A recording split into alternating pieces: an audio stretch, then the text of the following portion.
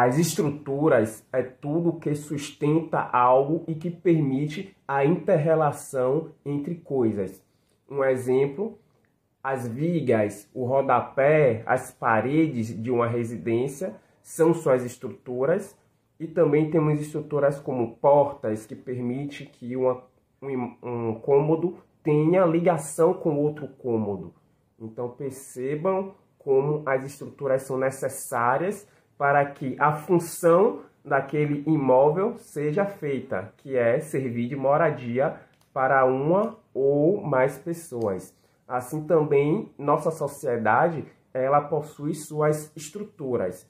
E antes de dialogarmos sobre isso, quero convidar todos e todas a se inscreverem no canal, pois é necessário para que essa conversa chegue a mais pessoas.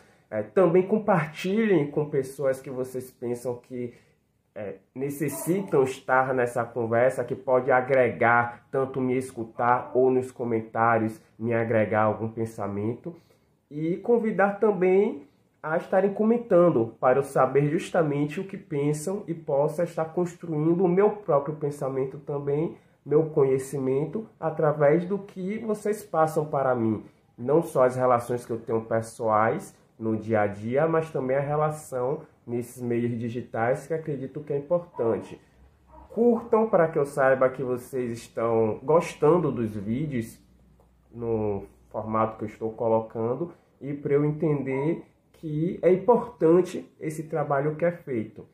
Então, convidando todos e todas,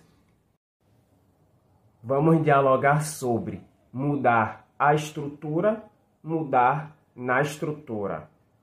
Sigamos.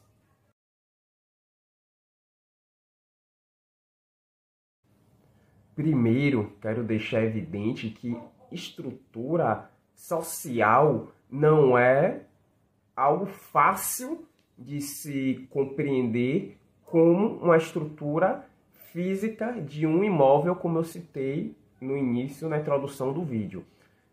As estruturas sociais, elas são complexas e elas precisam ser entendidas através de um estudo histórico, geográfico e sociológico. As ciências sociais, a história, a geografia e outras ciências se debruçam sobre esse tema justamente por não ser fácil. Uma estrutura de uma casa, como eu citei a porta, a gente já sabe que ela é necessária, porque senão o imóvel vai estar fechado por 4 paredes e vai ficar inútil.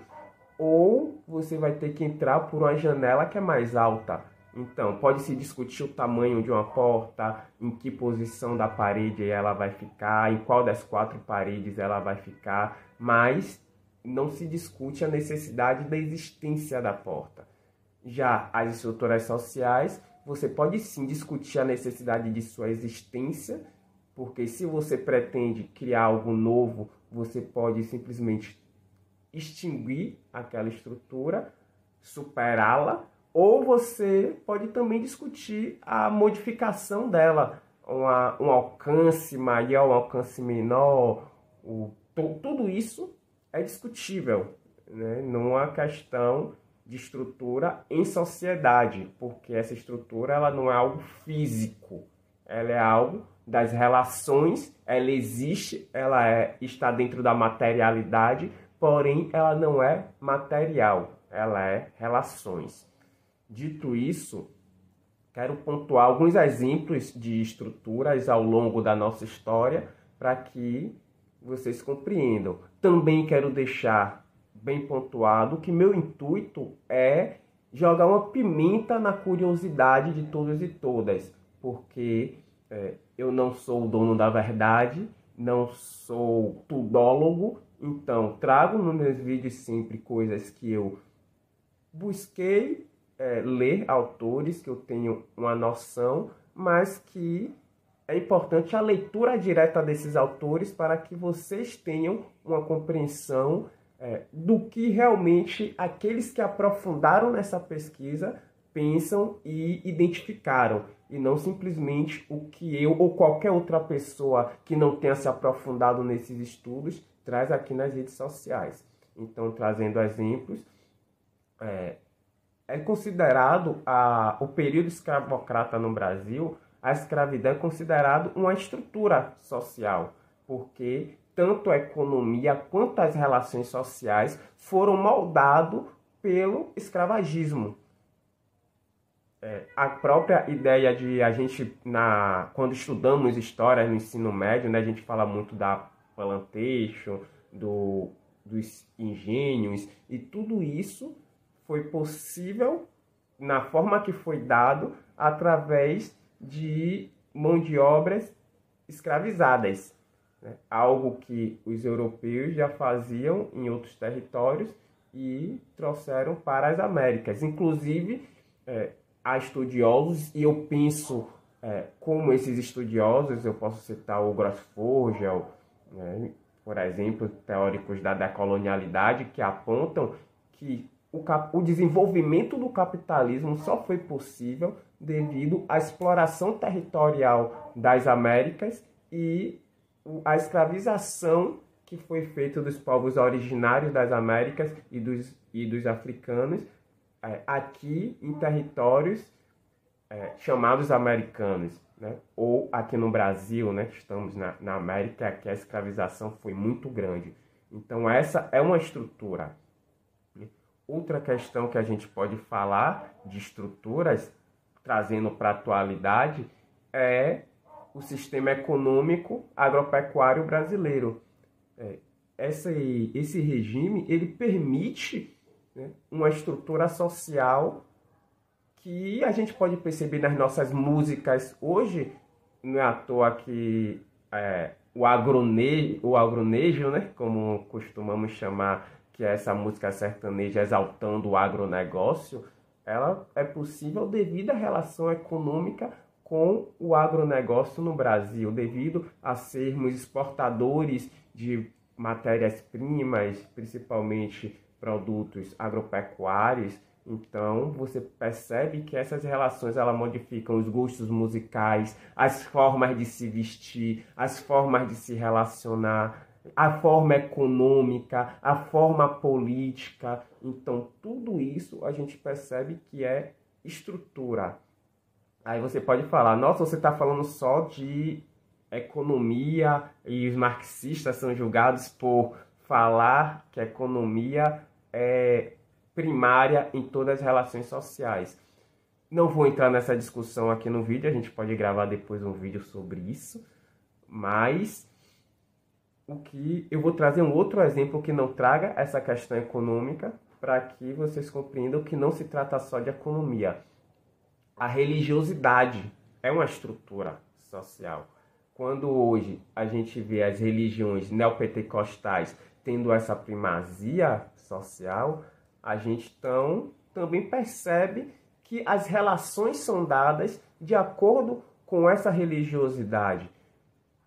Quem nós elegemos passa por qual tipo de fé essa pessoa fala que tem, né? As pessoas que nós nos relacionamos, a questão de muita gente não querer se relacionar com pessoas de religião de matriz africana, né? Os filmes como abordam as religiões de matriz africana, como abordam as pessoas que praticam as religiões neopentecostais, o que se fala nas redes sociais, né? Estamos aqui no redes sociais digitais, porque não podemos esquecer que existem redes sociais presenciais nas ruas. O nome já diz redes, relações e sociais entre a sociedade, né? Então, a gente percebe que a gente, quando falar das redes sociais digitais, a gente tem que deixar esse digitais bem claro, bem evidente, para que justamente não se pense que as relações que se tem fora dos meios digitais não são relações sociais, elas são relações sociais. Então, percebam como a religiosidade faz parte de uma estrutura. E quando a gente fala de estrutura, a gente não pode perder de vista que em sociedade tudo é reflexivo. Ao mesmo tempo que eu pratico algo, esse algo interfere no meu subjetivo. Ao mesmo tempo que a religião neopentecostal ela é forte dentro do Estado, esse mesmo Estado, essa mesma sociedade vai interferir também de volta nessa religião neopentecostal. Por isso que você percebe também que as religiões tendem a se moldarem de acordo com a sociedade que ela se estabelece, mesmo as que não são majoritárias. Hoje a gente pode, quando a gente chama das religiões de matriz africana, é porque elas não são religiões africanas. O candomblé, ela surge no Brasil através de pessoas que cultuavam seus ancestrais em África e aqui, por sobrevivência, se juntaram, tinham formas diferentes de cultuar, acabaram criando uma única forma e a partir daí se criou o candomblé, se criou a Umbanda, se criou o Quimbanda.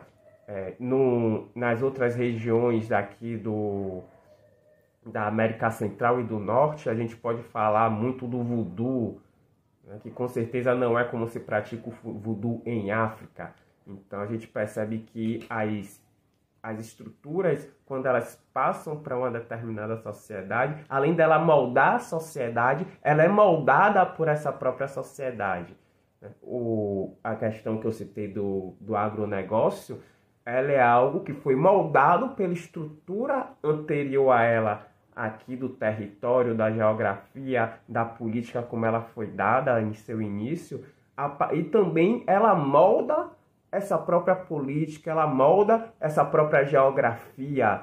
Então percebam como as relações sociais são diferentes das estruturas da matéria física que eu citei, mais uma vez citando a questão da parede e da porta. É uma relação que elas se refletem. Então, pensando isso, a gente entra na ideia de mudar, né? O que é uma mudança? É diferenciar de algo que era. Algo que era passa a ser outra coisa.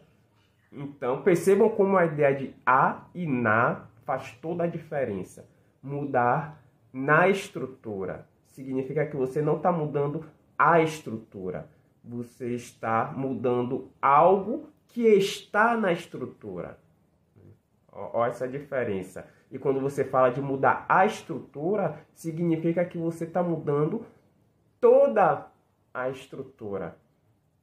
Você está rompendo com aquela estrutura e criando algo novo. Vou trazer exemplos dentro da questão da casa que eu iniciei. Vamos falar, você vai mudar na estrutura da casa. Essa frase, inclusive, pode ser interpretada de diversas formas. Se você vai mudar na estrutura da casa, pode significar que você vai mudar sua atitude, suas ações dentro daquela estrutura da casa, ou seja, a estrutura da casa vai permanecer a mesma. Você só vai mudar os seus hábitos naquela estrutura da casa. Quem muda é você e não a estrutura da casa. Ou você pretende mudar, que é uma mudança estrutural, a porta que eu citei, mas para mudar essa porta, você não quer mudar as outras estruturas. Você quer manter todas as vigas onde elas estão, quer manter as janelas onde elas estão, você só quer mudar aquela determinada porta. E você não quer mudar todas as portas de todos os cômodos, você só quer mudar aquela determinada porta daquele cômodo. Então você vai mudar uma porta na estrutura da casa. Percebam essa diferença. Agora, quando você fala de mudar a estrutura, significa mudar toda uma relação. Quando você vai mudar a estrutura de uma casa, significa que você vai... Primeiro, as pessoas que ali estão têm que ter cuidado. Se tratando de estrutura de uma casa, elas precisarão sair da casa, porque essa mudança de estrutura vai requerer derrubar paredes, derrubar teto, seja de laje, seja de telha, vai requerer mudar vigas de lugar, e viga que segura muitas coisas de uma estrutura imobiliária. Então, quando se fala mudar a estrutura, você nunca vai mudar a estrutura de um prédio ou de uma casa com pessoas dentro. Agora, quando você fala de mudar a estrutura da sociedade, é impossível você retirar as pessoas de uma sociedade, né? Isso não existe. Você não vai pegar e, vocês brasileiros que vivem nessa sociedade, vocês vão ser tirados do Brasil, vão ter que viver como um mexicano lá no México, enquanto a gente modifica as estruturas brasileiras e depois vocês voltam. Isso não existe por dois motivos. A mudança de estrutura social não se fala só da geografia, também de como a gente se porta perante essa geografia, mas não necessariamente a mudança da geografia. Não é você mudar montanhas de lugar, você mudar prédios de lugar. Não é isso que é uma mudança de estrutura social. É uma mudança nas relações de indivíduos que se relacionam dentro daquela sociedade, que são educados e socializados dentro daquela sociedade. Então, até para você mudar a estrutura, você precisa que as pessoas estejam, porque a estrutura são também as relações dessas pessoas, são essas pessoas. A estrutura social é muito mais complexa que uma estrutura predial. Vão entendendo como esse assunto é complexo, e por isso que esse vídeo ou nenhum vídeo curto é capaz de dar conta de discutir as ideias de estruturas sociais. A gente sempre procura dar uma introdução, e vários autores precisam ser lidos para ajudar nessa compreensão ou diálogo, como nesse canal eu pretendo conversar com pessoas como eu, trabalhadoras do dia a dia. Eu sou da classe trabalhadora, sempre pontuo, sou um negro, né, pauperizado de periferia, da classe trabalhadora, tenho raça, tenho classe, então gosto de pontuar isso. Então, dentro dessa perspectiva, a gente tem que entender que se a gente pretende mudar a estrutura, a gente necessita que as pessoas participem dessa mudanças. Então, como sempre gosto de trazer exemplos, vou trazer exemplos de como mudar a estrutura e de como mudar na estrutura. Mudar a estrutura são as revoluções. A Revolução Francesa, também chamada de Revolução Burguesa, foi uma mudança de estrutura não só na França, mas em toda a Europa, onde eles saíram do feudalismo e passaram ao sistema capitalista, ao sistema burguês, onde aquela ideia de realeza, né, clero, nobreza foi demolida e uma nova estrutura, inclusive política, foi criada, onde temos hoje a divisão de executivo, legislativo, judiciário, toda essa forma de ver a legalidade. Tudo isso partiu dessa ideia da Revolução Burguesa.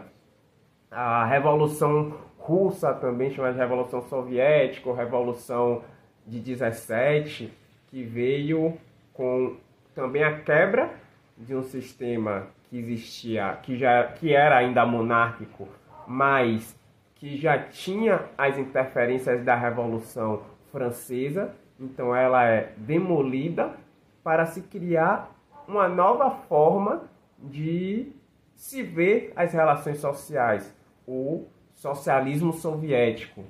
Aí, a partir em 21, se cria a União das Repúblicas Socialistas Soviéticas. Então foram revoluções, essas duas que eu trouxe exemplo. Trouxe um exemplo de uma revolução para o capitalismo e de uma revolução para o socialismo. E por isso também nós não podemos chamar os golpes militares de revolução, porque, inclusive dentro do próprio estudo que a gente faz no ensino médio, se vocês observarem, quando se fala que os militares em 64 assumiram o poder, eles não assumiram o poder para mudar as estruturas. Pelo contrário, eles assumiram o poder justamente para manter as estruturas como elas eram, porque eles diziam que os comunistas queriam mudar as estruturas. Jango ele foi retirado porque a proposta dele de reforma agrária, das reformas de base, né? Que o nome que ele deu, reformas de base, que era justamente reformas agrárias, reformas tributárias, várias reformas que a gente já discute. O Jango já tinha proposto naquela época, não ele quanto pessoa, mas o grupo que ele fazia parte já tinha proposto. Então, é mais perceptível chamar o que Jango queria fazer de revolução do que o que os militares fizeram. O que os militares fizeram foi a manutenção. Então, não existe chamar uma mudança de governo de revolução quando essa mudança de governo pretende manter as estruturas sociais. Toda revolução pretende modificar as estruturas sociais. Então, trazendo esse ponto, a gente pode discutir isso em um vídeo mais à frente também, mais especificamente, mas a ideia de revolução e golpe não se trata de direita e esquerda, se trata de mudar ou não a estrutura vigente, a estrutura que é daquele momento. Dito isso, né, também quero dizer que Jango não propunha revolução e nem era comunista, porque justamente o que Jango pretendeu fazer foi uma mudança na estrutura. E aí entra o pulo do gato no exemplo que eu vou dar mais à frente quando eu falar de mudança na estrutura. No momento eu estou nos exemplos da mudança, de mudar a estrutura. Então as revoluções são essas mudanças, porque ela muda a relação que o indivíduo tem com o outro, que as pessoas no seu dia a dia têm. Então, vamos falar agora dos exemplos de mudar na estrutura. E trazendo o que eu até já iniciei, quando eu falei do exemplo de mudar a estrutura, vou citar o golpe militar de 64. O golpe militar em si ele foi para manter as estruturas, mas vamos falar dos projetos de João Goulart, o Jango, que foi deposto, que sofreu o golpe. O Jango ele não pretendia mudar a estrutura. Ele não queria fazer uma revolução. O Jango ele não era socialista comunista ou como qualquer pessoa queira chamar. O Jango ele estava mais próximo de um trabalhismo. Ele era muito próximo das ideias getulistas, de nacionalismo, né, de construir uma burguesia nacional forte, de fortalecer a economia nacional brasileira. Então essa era a ideia de Jango. Então ele não pretendia mudar de posição elites econômicas, mudar de posição as compreensões sociais que se tinham de relação de assalariado, de donos do meio de produções. Não era essa a pretensão do João Goulart. Ele pretendia mudar na estrutura. O que ele queria, a reforma agrária. A reforma agrária não necessariamente vai fazer nenhuma revolução, mas ela realmente é algo que precisa ser feito para melhorar a vida da população do campo. Aquelas pessoas que não têm terra porque pouquíssimas pessoas possuem hectares enormes, né, vários hectares, na verdade não hectares enormes, mas são vários hectares de terras. Essas pessoas passam a ter só aquela que ela realmente produz e aquelas terras improdutivas passam à mão de pessoas que não têm terras, mas que querem produzir. A ideia da reforma agrária é essa. Então, os grandes latifundiários, eles não vão deixar de ter seus latifúndios. Apenas aquelas terras que eles não conseguem, né, fazer a movimentação por limitações materiais, serão passadas a alguém que consiga fazer aquelas movimentações. Então, perceba como você muda, mas é na estrutura. Você não rompeu com as socializações, com a forma que a sociedade, que as pessoas em sociedade se dão uma com a outra. A própria abolição da escravidão, como ela foi dada no Brasil, você percebe que os negros escravizados que lutaram e conseguiram sua libertação, eles continuaram sendo vistos como cidadãos de segunda classe, continuaram sendo escorraçados. Foi trazido da Europa trabalhadores que lá eram vistos como párias, como não cidadãos, que lá eram vistos como de segunda classe, e aqui eles ganharam um status maior. Aqui eles receberam terras, receberam salários, receberam algo que na Europa eles não recebiam. Muitos, sim, eram humilhados, eram colocados na situação de classe trabalhadora pauperizada, mas ainda assim estavam sendo vistos acima dos negros, que nem para trabalhadores serviam, que foram jogadas na marginalidade. Então perceba como essa mudança foi uma mudança na estrutura, mas que modificou pouco as relações sociais. Aqueles senhores de engenho que tinham todo o poder político, social, eles continuaram com seu poder político, social. A monarquia, ela, com o tempo, foi derrubada, porém, aqueles monarcas, eles continuaram sendo vistos como uma elite financeira. E a elite financeira que era próximo àqueles monarcas, continuaram com seu papel dentro da República. Se você perceber, nossos primeiros presidentes da República, por isso que era chamado de República das Espadas, foram marechais do Exército. E se você pegar os que não foram do Exército, vieram todos de uma burguesia que já tinha proximidade com a monarquia. Seja uma proximidade que faziam críticas, seja uma proximidade que era de serviência, mas tinham proximidade. Então não houve essa mudança estrutural. Lembrando que quando a República é declarada no Brasil, o sistema mundo já era um sistema capitalista. O capitalismo já estava consolidado. Vamos perceber então essa questão. Estou tentando utilizar de conceitos mais acadêmicos pouco aqui nesse vídeo, porque como eu sempre falo, o intuito é conversar com a galera que não está na universidade mesmo.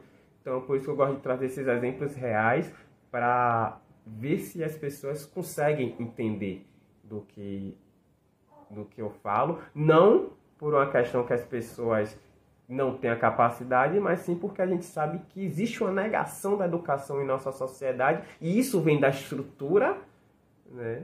Por isso que a gente vê que mesmo em governos de esquerda, a educação continua sendo negada, porque a educação é estrutura. E as pessoas precisam estar tendo esse diálogo para a conscientização.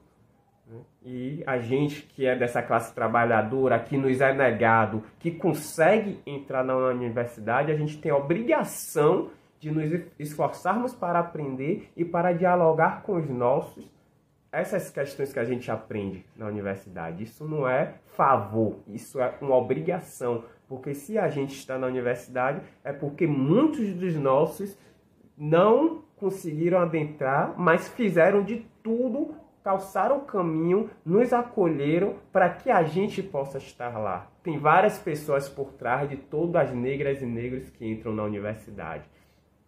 Então, gosto sempre de pontuar essas coisas que fogem do assunto do vídeo, mas que é necessário ser dito. Então, a gente vai perceber que a educação é estrutura. Segurança pública é estrutura.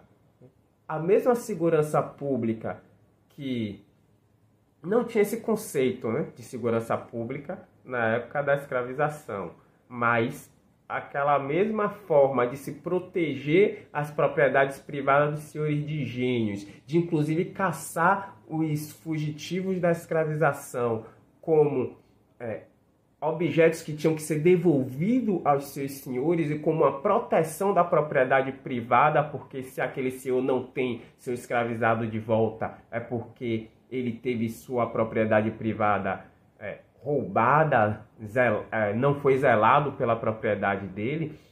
Assim também a gente vê hoje a segurança pública que preza mais a propriedade privada do que a vida.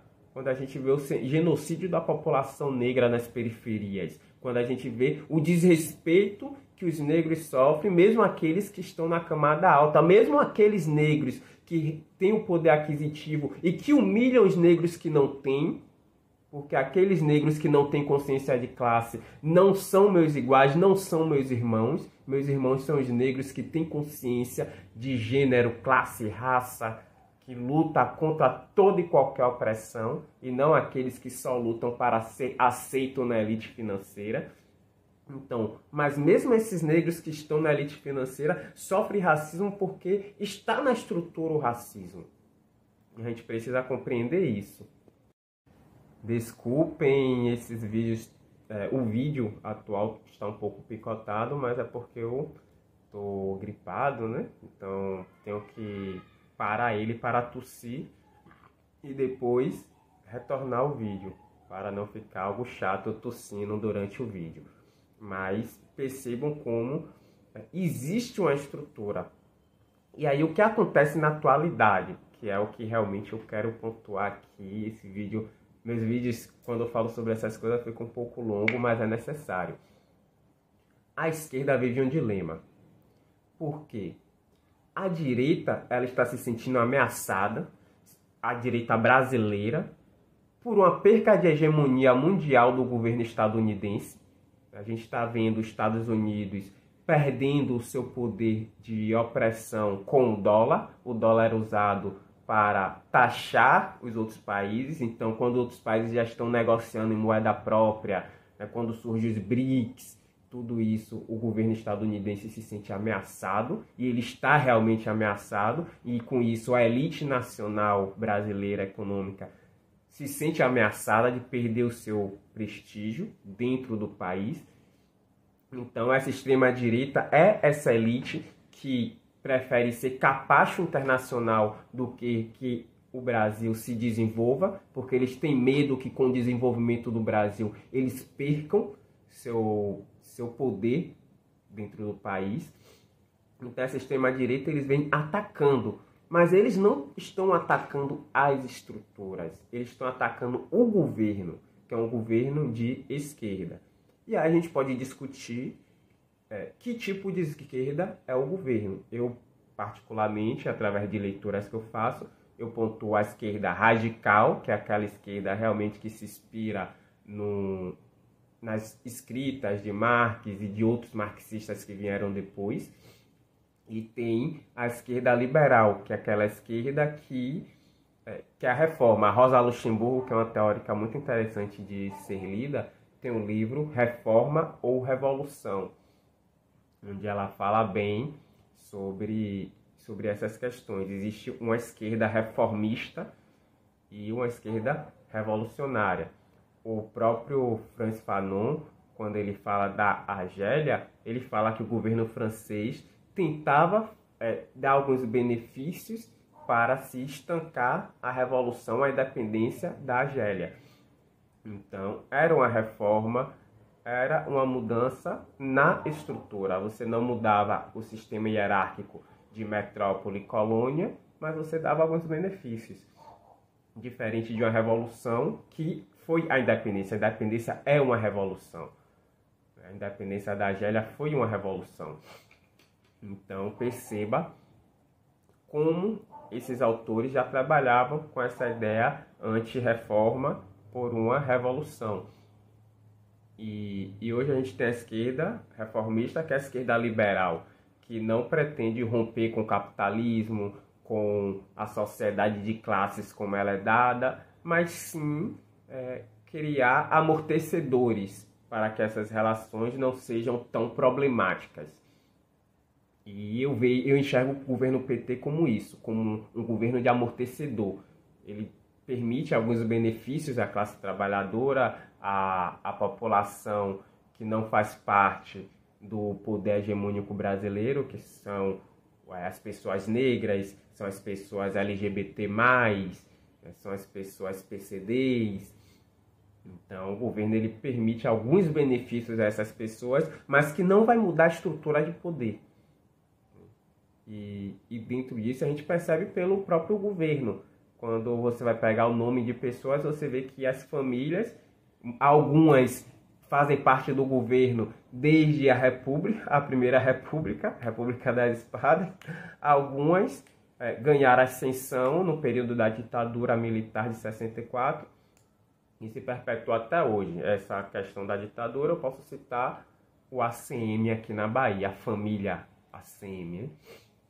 Então, vamos percebendo que existe esse ataque da extrema-direita, mas não é a estrutura, como muita gente pensa, eles fazem um ataque ao governo.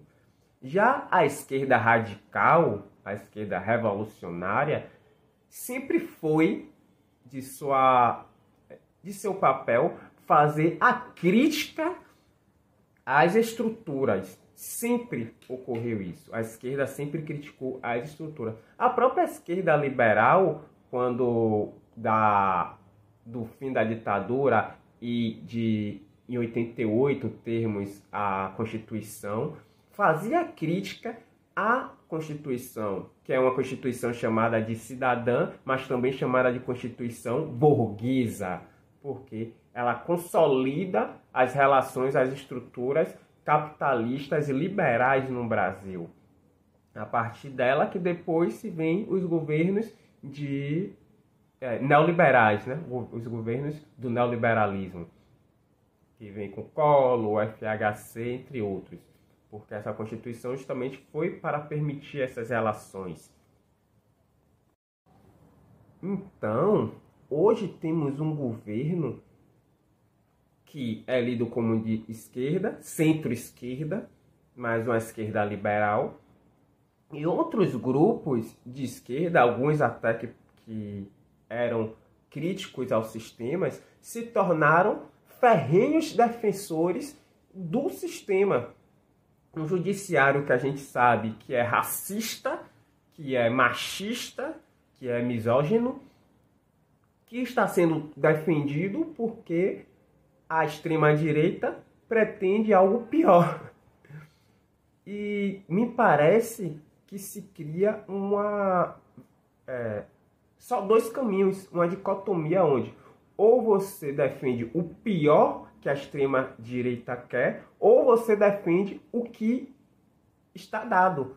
Quando não é necessário isso, mas é isso que está sendo posto em xeque. Então eu vejo muito essa esquerda que virou defensora do sistema atual, defensora das estruturas, defensora das coisas como estão e defensora inquestionável do governo de centro-esquerda.